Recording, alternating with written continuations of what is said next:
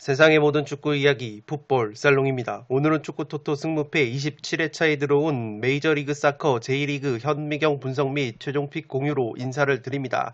풋볼 살롱의 최종픽은 여느 때와 마찬가지로 32,000원짜리로 구성을 해왔습니다. 최근에 메이저리그 사커와 J리그 조합이 들어오면서 구독자 여러분들께서 혼란을 많이 느끼셨을 텐데 그래도 풋볼 살롱은 MLS와 J리그 조합으로 들어온 승무패에서 다수의 이변 결과를 적중시키면서 구독자 여러분들에게 어느 정도 보탬이 되고 있는 것 같습니다.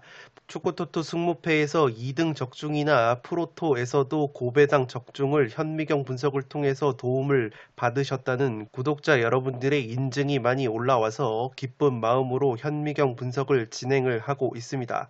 풋볼살롱의 현미경 분석은 1부와 2부로 나눠서 진행을 해드립니다. 1부에서 1번부터 7번 경기를 다뤄드리고 2부에서 8번부터 14번 경기를 다뤄드리고 있습니다. 이 최대한 살롱 코멘트 분석 내용을 기반으로 나만의 픽을 구성을 하실 때 적중 확률이 올라가십니다. 이 최종 픽을 그대로 따라가실 경우에는 적중 확률이 떨어지실 수 있고 제가 분석을 하면서 이 경기들은 상당히 이변이 나올 수도 있다고 생각을 하는 경기들은 투폴 추천이나 독식 픽으로 따로 추천을 해 드렸습니다. 아무래도 한도가 한계가 있기 때문에 투폴을 다 가져갈 수가 없고 그렇다고 버리기에는 이변 가능성이 조금이라도 있는 경기들은 구독자 여러분들에게 도움을 드리고자 투폴 추천이나 독식픽 추천으로 따로 적어놨기 때문에 그러한 투폴과 독식픽을 적절히 활용을 하셔서 나만의 픽을 조합을 하시기 바랍니다. 지금 보시는 프로토 적중 내역은 풋볼살롱이 온라인 배트맨 사이트에서 구매를 한 뒤에 풋볼살롱 멤버십 회원 여러분들에게 공유를 드렸던 프로토 조합픽 적중 내역입니다. 이 34회차부터 꾸준하게 공유를 드리고 있는데 풋볼살롱의 프로토 배팅 스타일은 보시면 아시겠지만 한 폴더나 두 폴더 저배당 픽은 잘 구매를 하지 않습니다. 최소 3폴더나 이 5폴더 정도로 고배당 픽을 구성을 해서 이 적중을 노리고 있습니다. 개인적으로 프로토는 적중률보다는 수익률이 더 중요하다고 생각이 되기 때문에 항상 직접 구매를 하는 프로토 조합픽을 멤버십 회원 여러분들에게 공유를 드리고 있습니다. 34회차 같은 경우에는 최초의 378배짜리가 맨유와 리버풀의 노스웨스트 더비가 적중 특례가 되면서 115배짜리 고배당 적중픽이 나왔습니다. 38회차에서도 5폴더짜리 18.9배 적중픽이 나왔고 40회차에서도 이 5폴더로 적중이 됐습니다. 41회차에서도 5폴더로 적중픽이 나왔고 42회차에서도 5폴더짜리 29.6배당 적중픽이 나왔습니다. 46회차 같은 경우에는 3폴더 이 고배당 무승부 핸디캡 무승부 조합을 꾸려서 적중이 됐고 47회차 같은 경우에도 4폴더짜리 20배짜리 적중픽이 나왔습니다. 풋볼살롱의 멤버십은 700명가량의 회원분들이 활동을 하고 계십니다. 멤버십 전용 네이버 카페에서 600명 가까이 되는 회원 여러분들이 자발적으로 축구, 토토, 승무패나 프로토 관련 정보를 공유를 해주고 계십니다. 직접 구매하신 프로토 조합픽도 자발적으로 공유를 해주고 계십니다. 이 한 폴락이나 두 폴락이 됐을 때는 함께 아쉬워하면서 복귀를 하고 이 적중이 되신 분들은 함께 축하의 기쁨을 나누면서 이 건전하고 소소하게 축구 토토와 프로토를 즐기는 문화를 만들어가고 있습니다. 따라서 풋볼살롱 멤버십으로 합류를 하시면 프로토 쪽에서도 다양한 정보와 자료를 받아보실 수 있습니다. 프로토뿐만 아니라 축구 토토 승무패에서 풋볼살롱이 활용을 하는 현미경 분석 자료와 풋볼살롱의 해당 회차 축구 승무패 최종픽 이미지를 빠르게 받아보실 수 있습니다. 따라서 관심이 있으신 분들은 이 PC로 유튜브 채널 풋볼살롱 유튜브 채널에 접속을 하셔서 가입 버튼을 누르시면 멤버십 가입이 진행이 되십니다. 관심이 있으신 분들은 풋볼살롱 멤버십으로 합류를 하셔서 다양한 자료와 픽을 받아보시기 바랍니다. 축구 승무패 27회차 현미경 분석 2부 첫 번째 경기는 시카고 파이어와 애틀란타 유나이티드의 경기입니다. 저는 단통 무승부로 가보도록 하겠고 폴더스에 여유가 있으시면 홈팀 시카고 쪽의 승리까지 바치실 것을 추천드리도록 하겠습니다. 아직 현미경 분석 일부를 시청하지 않으신 분들은 지금 화면 위로 올라가는 링크를 클릭을 하셔서 일부 먼저 시청을 해 주시기 바랍니다. 시카고가 홈과 원정을 비교를 해봤을 때 그나마 홈에서 좀 더 좋은 경기력을 보여줍니다. 이 득점면에서 4배 가까운 화력이 살아나는 것이 홈에서의 시카고이고 수비력도 근소하게 홈에서 상승이 되는 시카고입니다. 직전 필라델피아와의 홈 경기에서 3대3 난타전 끝에 무승부를 거둔 시카고이고 애틀란타와의 상대 전적에서는 이 무승부가 없는 흐름 속에서 3승 3패의 흐름을 보여주고 있습니다. 홈에서는 2승을 거둔 시카고이기 때문에 홈에서 자신감이 한껏 충만할 것 같습니다. 이 주전 수비형 미드필더인 가스톤 히메네즈 선수가 파라과이 대표팀에 차출이 되어 있기 때문에 중원에서의 수비에 전력 누수가 있는 것이 시카고입니다. 주전 오른쪽 측면 자원인 프란코프스키 선수가 폴란드 대표팀에 차출이 되는데 프란코프스키 선수의 아무래도 여독이 있기 때문에 출전 여부가 불투명하다고 보시면 되겠습니다. 이 세트피스와 프리킥 공격이 상당히 강한 것으로 알려져 있는 시카고이고 이 한 가지 우려스러운 부분은 핵심 공격 자원인 스토야노비치 선수와 공격수 베리치 선수의 무득점 행진이 길어지고 있다는 부분입니다. 세트피스 키커로 활약을 하고 있는 알바로 메드란 선수가 직전 필라델피아전에서 세트피스 상황에서 2개의 어시스트를 기록을 하면서 확실히 시카고는 세트피스 한 방이 강하다는 것을 보여줬습니다. 애틀란타 같은 경우에는 리그 5경기에서 무승부가 굉장히 많습니다. 4무 1패 무자비 면모를 보여주고 있고 홈과 원정을 비교해봤을 때 확실히 원정에서 조금은 고자 경기력이 나오고 있습니다. 이 홈에서는 2승 3무 무패를 달리는 애틀란타인데 원정만 가면은 이 공격력이 상당히 떨어지면서 안 좋은 성적을 보여주고 있습니다. 애틀란타 역시 시카고와 마찬가지로 공격수 마르티네즈 선수가 베네수엘라 대표팀에 차출이 돼서 공격 쪽에 전력 누수가 있습니다. 중앙 미드필더 하인드먼 선수 역시 부상으로 불투명하기 때문에 중원 쪽에서 전력 누수가 예고가 되고 있습니다. 공격형 미드필더 마르셀리노 모레노 선수가 최근 3경기 무득점 침체에 빠져 있기 때문에 확실히 원정에서 득점력이 떨어지는 애틀란타가 많은 골을 뽑아내기에는 역부족이라고 보여집니다.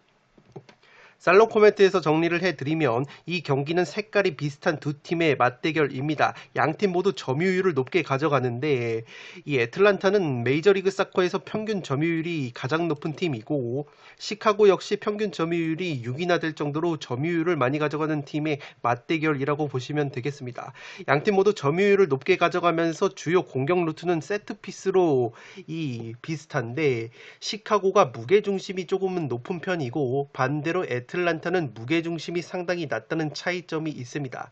시카고가 직전 필라델피아전에서 세트피스로만 2골을 넣었는데 마찬가지로 세트피스로 실점도 2골을 했습니다. 정리를 하면 시카고는 세트피스 공격은 강하지만 세트피스 수비는 약하다는 약점이 있습니다. 애틀란타는 세트피스 수비와 세트피스 공격 둘 다 강한 팀으로 분류가 되어 있습니다. 직전 경기에서 시카고의 세트피스 키커인 메드란 선수가 2개의 어시스트를 올렸다고 말씀을 드렸는데 아직까지는 프리킥으로는 골은 기록을 하지 못했기 때문에 애틀란타가 위험지역에서 파울을 많이 하는데 메드란 선수의 프리킥 득점이 없기 때문에 애틀란타가 위험지역에서 파울을 범해도 시카고의 강점인 직접 프리킥이 살아날 가능성이 조금은 떨어지는 매치라고 보시면 되겠습니다. 시카고는 메드란 선수의 세트피스 킥 외에 주요 공격 자원인 스토야노비치나 베리치 선수의 무득점 행진이 길어지고 있기 때문에 이 빈공이 나올 가능성이 있고 애틀란타는 탄탄한 세트피스 수비를 자랑하기 때문에 시카고가 자랑하는 세트피스 공격이 막힌다면 또다시 득점을 하는데 어려움을 겪지 않을까 싶습니다.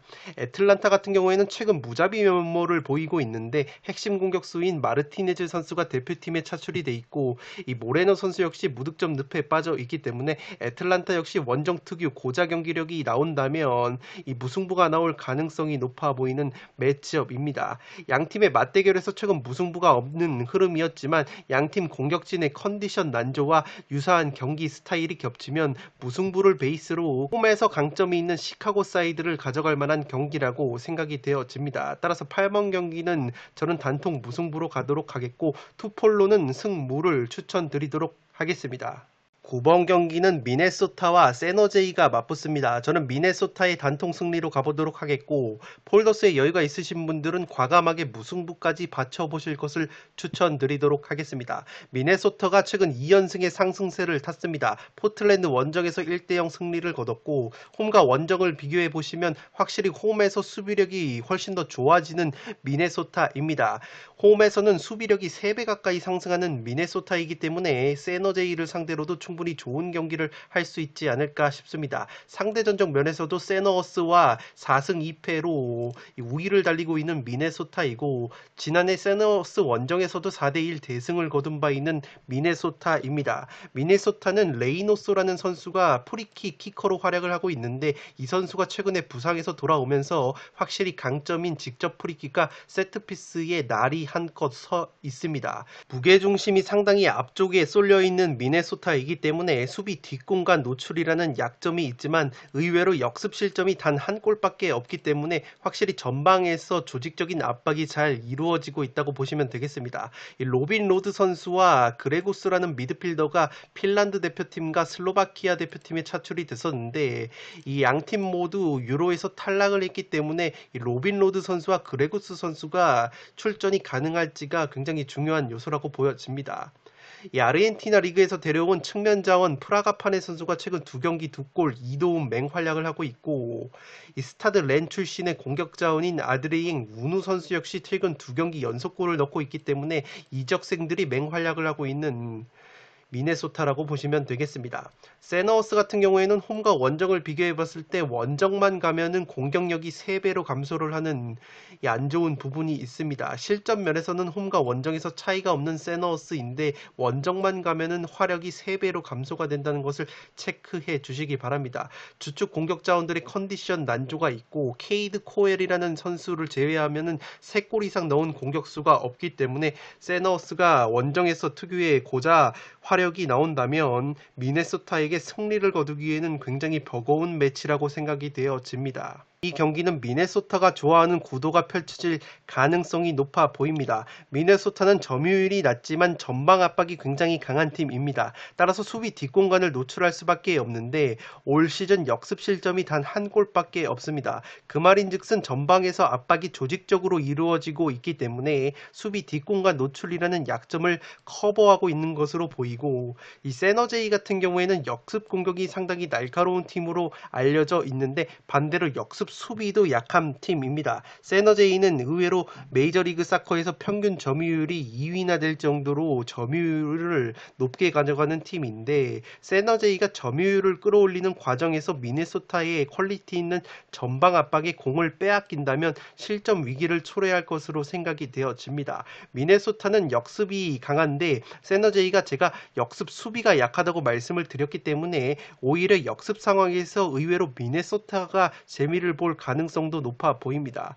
더욱이 최근 미네소타가 두 이적생 우누와 프라가파네 선수가 좋은 컨디션을 보이고 있기 때문에 골 결정력 측면에서도 미네소타가 우위라고 보여지고, 홈에서 짠물 수비를 보여주는 미네소타의 수비진을 원정에서 공격력이 3배가 감소하는 세너제이의 공격진이 쉽게 뚫어내지는 못할 것으로 보입니다. 다만 미네소타의 최다 연승이 올 시즌 2연승이라는 점에서 이 패턴적으로 부러질 가능성이 있어 보이고, 세너제이가 파울이 메이저리그 사커에서 최하위권이기 때문에 미네소타가 자랑하는 직접 프리킥이 살아날 가능성이 떨어진다는 점도 있습니다. 기본적으로 세너제이가 수비 뒷공간을 노리는 역습의 강점이 있는 팀 컬러이기 때문에 이 미네소타가 무리해서 전방 압박을 가한다면 세너제이의 기습적인 역습 한 방으로도 절미가 잡힐 가능성이 조금은 있어 보입니다. 그렇기 때문에 폴더스의 여유가 있으신 분들은 무승부까지 바치실 것을 추천드리도록 하겠고, 폴더스의 여유가 없으시면 저처럼 미네소타의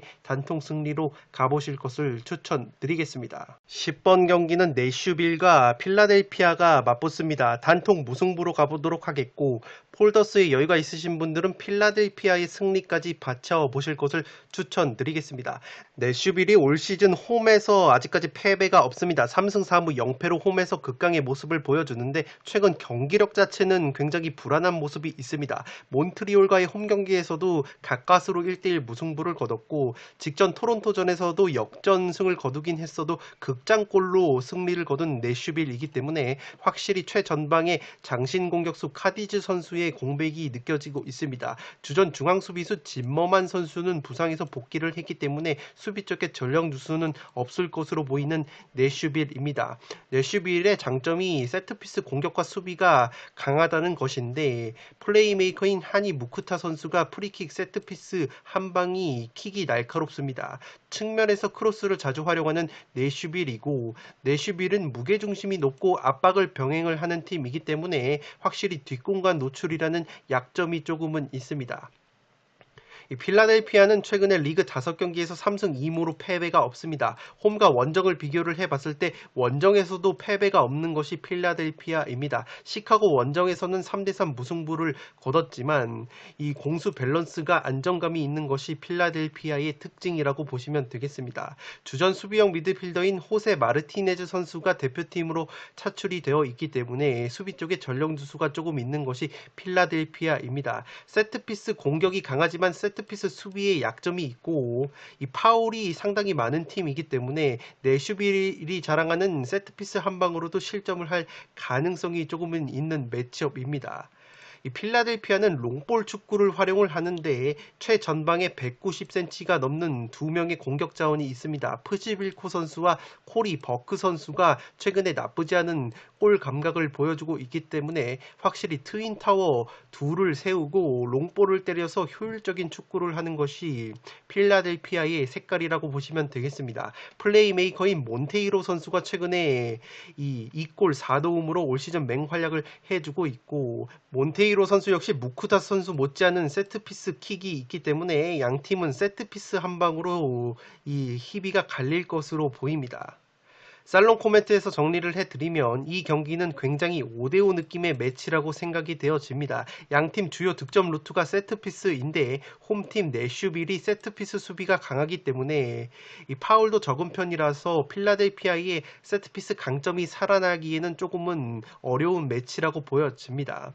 필라델피아는 세트피스 공격이 강한데 동시에 수비가 약하다고 말씀을 드렸는데 내슈빌이 기본적으로는 세트피스 공격이 강한 팀이라고 분류가 되지만 실질적으로 올 시즌 그렇게까지 많은 골을 세트피스에서 넣지는 못하고 있기 때문에 내슈빌 역시 필라델피아의 골문을 세트피스로 여는데 의외로 애를 먹을 수도 있는 경기라고 보여집니다.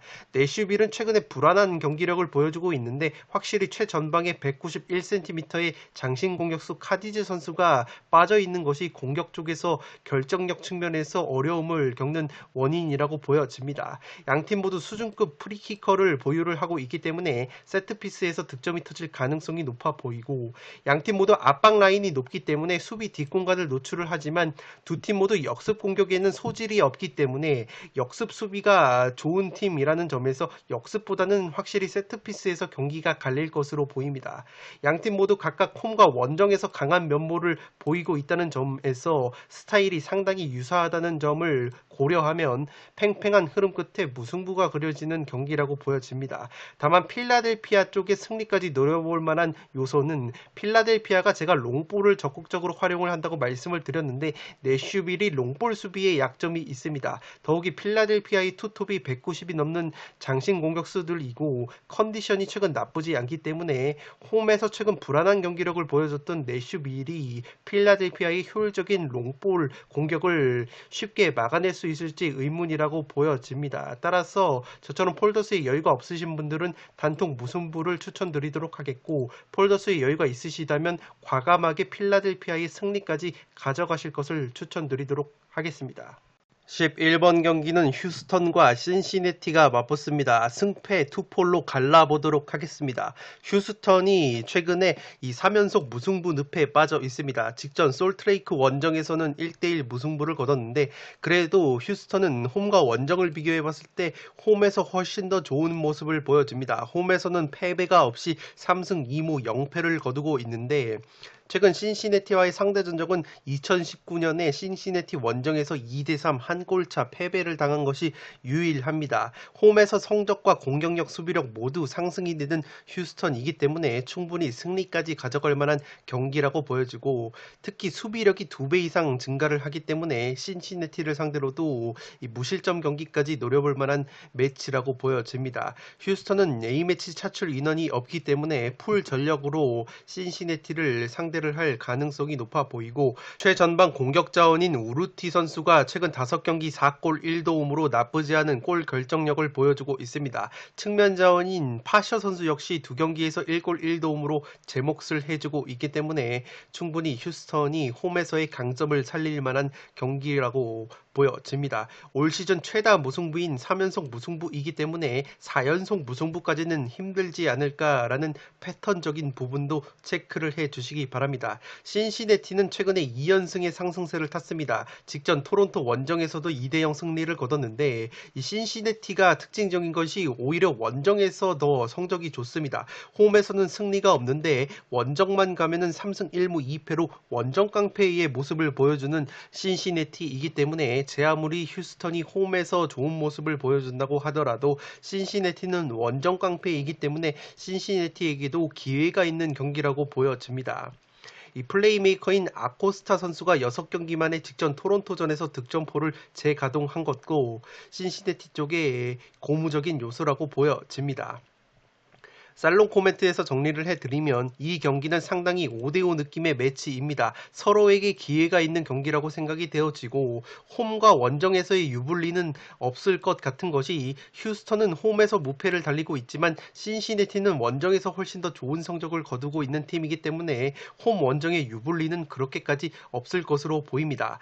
휴스턴은 역습이 강한 팀인데 신시내티가 메이저리그 사커에서 무게중심이 가장 낮은 팀이기 때문에 기본적으로 수비 뒷공간 노출이 없습니다. 그렇기 때문에 휴스턴이 자랑하는 역습이 살아나지 않을 가능성이 높아 보입니다.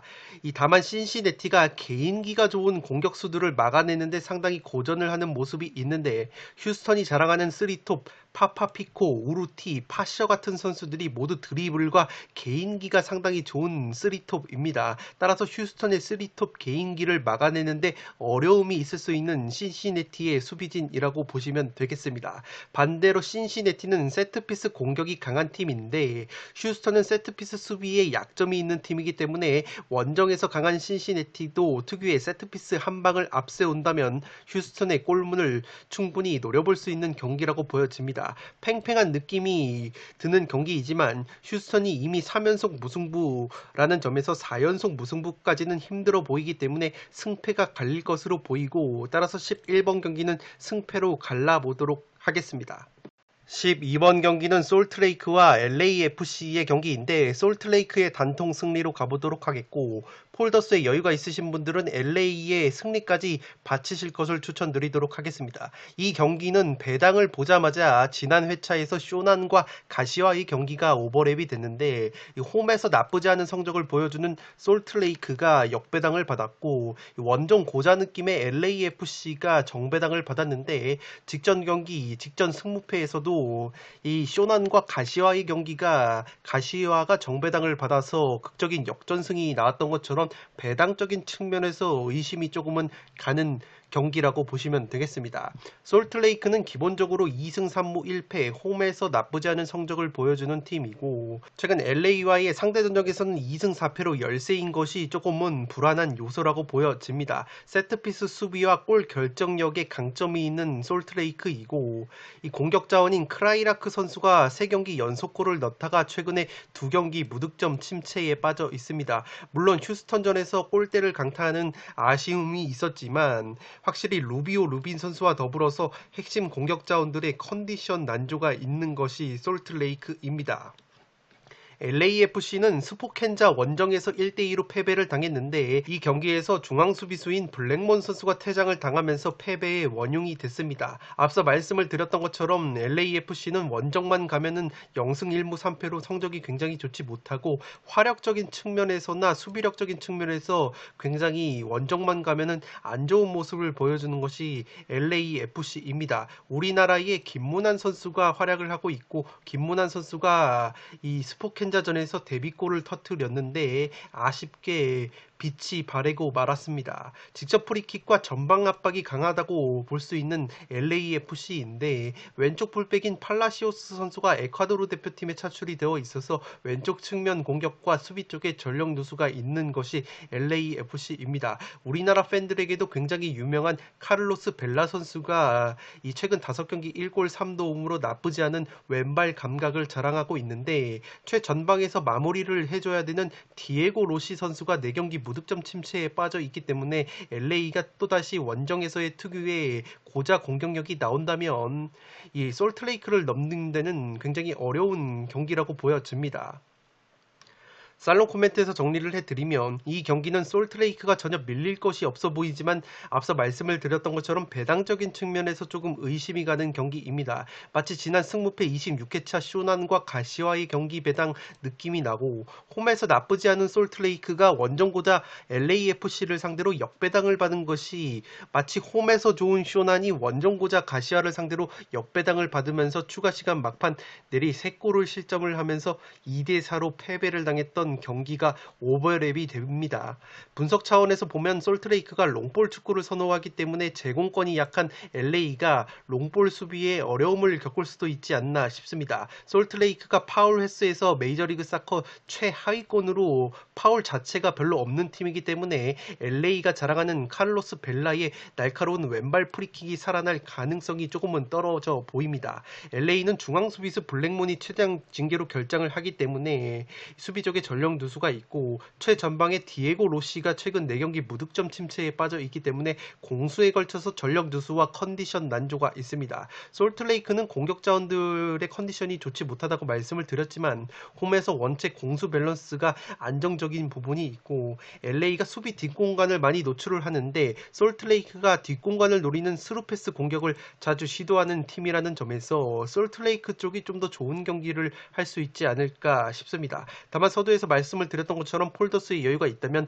배당적인 측면에서 LA의 승리까지 받쳐볼 만한 매치라고 생각이 되어집니다. 따라서 12번 경기는 저는 솔트레이크의 단통 승리로 가보도록 하겠고 투폴로는 승패 투포를 추천드리도록 하겠습니다. 13번 경기는 삿포로와 도쿠시마의 경기인데 승무 투폴로 가면서 이변을 노려보도록 하겠습니다. 단통픽으로는 과감하게 무승부를 추천드리도록 하겠습니다. 삿포로가 최근에 상승세를 타다가 직전 가시마 원정에서 0대4로 대패를 당했습니다. 삿포로는 기본적으로 홈에서 더 좋은 모습을 보여주는 팀이고 홈에서 공격력이 2배 이상 증가가 되는 특징이 있습니다. 이 안델손 로페즈라는 이 주포 공격 자원이 있는데 이 안델손 로페즈가 우한FC 이적이 거의 확정적이라서 최근에 결장을 하고 있습니다. 직전 가시마전에서도 점유율이나 슈팅 숫자에서 가시마를 압도를 했지만 골 결정력에서 아쉬움을 보였는데 이 안델손 로페즈 선수의 공백이 굉장히 커 보였습니다. 물론 플레이메이커 태국 메시라고 불리는 송크라신 선수가 부상에서 돌아오긴 했어도 최전방에서 로페즈 선수가 없는 것은 굉장히 크나큰 전력 누수라고 보여집니다. 도쿠시마는 최근에 2무 3패 승리가 없습니다. 직전 요코마리와의 홈 경기에서는 자책골로 아쉽게 패배를 당한 도쿠시마이고 홈과 원정을 비교를 해봤을 때 나름대로 승격팀 치고는 이 기복이 없는 모습을 보여줍니다. 이 도쿠시마의 특징이 스페인 출신의 감독 포야토스 감독 체제에서 점유율을 굉장히 높게 가져갑니다. 평균 점유율이 요코마리 다음으로 높은 것이 이 도쿠시마이고 삿포로 역시 지금 평균 점유율이 J리그 3등을 달리고 있기 때문에 양 팀의 주도권 싸움이 굉장히 치열하게 펼쳐질 것으로 보입니다. 도쿠시마가 애를 먹는 것이 지금 홈과 원정에서 평균 한 골이 되지 않는 빈공을 보여주고 있는데 핵심 자원들이 이 굉장히 부진한 모습을 보여주고 있습니다. 공격 자원인 미야시로 타이세이 선수가 최근 6경기 무득점 침체에 빠져 있고 키시모토 타케루와 카키타 유키 같은 선수들도 무득점 행진이 길어지고 있기 때문에 확실히 공격이 문제인 것이 도쿠시마입니다. 살롱 코멘트에서 정리를 해드리면 이 경기는 전술 상성적으로는 사포로의 우위가 점쳐지지만 안델손 로페즈의 공백이 크게 작용을 할 것으로 보입니다. 이 지난 맞대결에서 사포로가 이 2골을 넣으면서 2대1로 도쿠시마를 잡은 적이 있는데 그 경기에서 다름 아닌 안델손 로페즈가 2골을 넣어서 승리를 거뒀던 만큼 이번에는 안델손 로페즈의 출전이 굉장히 불투명하기 때문에 사포로가 직전 가시마전에서 보여줬던 골 결정력 부족이 더해진다면 도쿠시마에게 최대치로 무승부로 덜미가 잡힐 수도 있지 않을까 싶습니다. 도쿠시마의 약점이 세트피스 수비이기 때문에 사포로가 세트피스 공격이 강하다는 점에서 충분히 사포로가 세트피스를 활용을 해서 득점을 할 가능성이 높아 보이지만 이 안델손 로페즈 선수가 세트피스 상황에서도 상당히 위협적인 움직임을 가져가는 선수이기 때문에 안델손 로페즈가 없는 것은 사포로 특유의 세트피스 공격 위력이 반감될 수 있는 요소라고 보여집니다. 앞서 말씀을 드렸던 것처럼 양팀 모두 점유율이 최상위권 팀이라는 점에서 주도권 싸움이 치열하게 벌어질 것으로 보이지만 직전 맞대결에서는 도쿠시마가 점유율을 60% 이상 가져갔기 때문에 의외로 점유율 자체는 도쿠시마가 쥘 가능성이 높아 보입니다. 최근 주축 자원들의 골 결정력이 저조한 도쿠시마가 사포로의 골문을 여는 것은 힘들어 보이고 마찬가지로 사포로 역시 안델손 로페즈의 공백을 고려했을 때 의외로 도쿠시마의 골문을 여는데 애를 먹을 것으로 생각이 되어집니다. 사포로 특유의 세트피스가 살아난다면 사포로가 근소한 신승을 거둘 확률이 있기 때문에 폴더스의 여유가 있으시다면 사포로의 승리까지 가져갈 것을 추천드리도록 하겠습니다. 따라서 13번 경기는 승무 투폴로 가보도록 하겠습니다. 승무패 27회차 현미경 부석 마지막 경기는 시미즈와 오이타의 경기인데 시미즈의 단통 승리로 가보도록 하겠습니다. 폴더스의 여유가 있으시면 무승부까지 바치실 것을 추천드리도록 하겠습니다. 시미즈는 의외로 홈과 원정을 비교를 해봤을 때 홈에서 성적이 더 안 나오는 특징이 있습니다. 홈에서는 지금 평균 득점력이 한 골이 되지 않는 빈공을 보여주는 시미즈이기 때문에 의외로 오이타에게 덜미가 잡힐 가능성이 있어 보이고 직전 요코FC 원정에서도 1대1 무승부에 그쳤던 시미즈이기 때문에 확실히 하락세에 빠질 수 있는 것이 시미즈라고 보시면 되겠습니다. 이 브라질 용병 공격수인 티아고 산타나 선수가 최근 4경기 3골로 나쁘지 않은 골 결정력을 보여주고 있기 때문에 티아고 산타나 선수의 골 결정력을 믿어야 하는 시미즈입니다. 다만 우려스러운 것은 주전 중앙 수비수인 스즈키 요시노리 선수가 머리 부상으로 출전이 불투명하고 이 가장 많은 어시스트를 기록을 하고 있는 나카무라 케이타 선수 역시 무릎 부상으로 출전이 불투명하기 때문에 이 나카무라 케이타 선수가 만들어주지 못한다면 티아고 산타나의 위력이 반감될 수 있는 시미즈라고 보시면 되겠습니다. 오이타와의 상대 전적 면에서도 2승 2무 2패로 굉장히 팽팽한 흐름이 있었기 때문에 최대치로 무승부까지 덜미가 잡힐 수 있는 경기라고 보여집니다. 오이타는 기본적으로 홈과 원정을 비교해봤을 때 원정에서 더 안 좋은 경기력이 나옵니다. 원정에서는 1승 8패로 굉장히 저조한 성적을 보여주고 있고 수비력 역시 평균 2골에 가까운 실점을 할 정도로 원정에서 많은 실점을 하고 있는 오이타입니다. 3백을 주로 사용을 하고 수비 축구를 지향을 하기 때문에 직전 도쿄 원정에서 0대3 완패를 당했을 때 3백의 왼쪽 스토퍼 수비수로 나서는 미사오 유토 선수가 퇴장을 당했기 때문에 이 수비 쪽에 전력 누수가 있는 것이 오이타입니다. 이 센다이에서 데려온 191cm의 장신 공격수 나가사와 슌 선수가 최근 3경기 무득점 침체에 빠져 있습니다. 마치다 야마토 선수 역시 8경기 무득점 침체에 빠져 있기 때문에 주요 공격 자원들의 컨디션 난조가 오이타의 발목을 잡을 것으로 보입니다. 살롱 코멘트에서 정리를 해드리면 이 경기는 시미즈의 부상자들이 돌아온다면 시미즈 쪽에 근소한 우세가 점쳐지지만 부상자들이 돌아오지 못한다면 팽팽한 무승부가 그려지는 경기라고도 보여집니다. 시미즈는 확실한 마무리가 가능한 티아고 산타나라는 용병 자원이 있고 오이타의 약점인 크로스 상황에서 강점을 보이는 시미즈이기 때문에 충분히 지공 상황에서 측면을 허물면서 오이타의 골문을 열 가능성이 조금은 있어 보입니다. 이 부상 부상으로 출전이 불투명한 나카무라 케이타 선수가 들어올 수만 있다면 확실히 공격력이 배가 될 수 있는 시미즈이고, 다만 시미즈가 부상자들이 돌아오지 못한다면 특유의 홈 고자 경기력이 나오면서 오이타의 3백 수비에 잠식을 당할 수도 있어 보입니다. 물론 오이타의 3백 한 축인 미사오 유토 선수가 퇴장 징계로 나서지 못하기 때문에 오이타의 특유의 3백 수비가 흔들릴 가능성이 높아 보이고, 나가사와 슌 같은 주축 공격 자원들이 최근 부진한 경기력을 보여주고 있는 오이타이기 때문에 오이타 특유의 원정 고자 경기력이 나올 가능성이 높아 보입니다.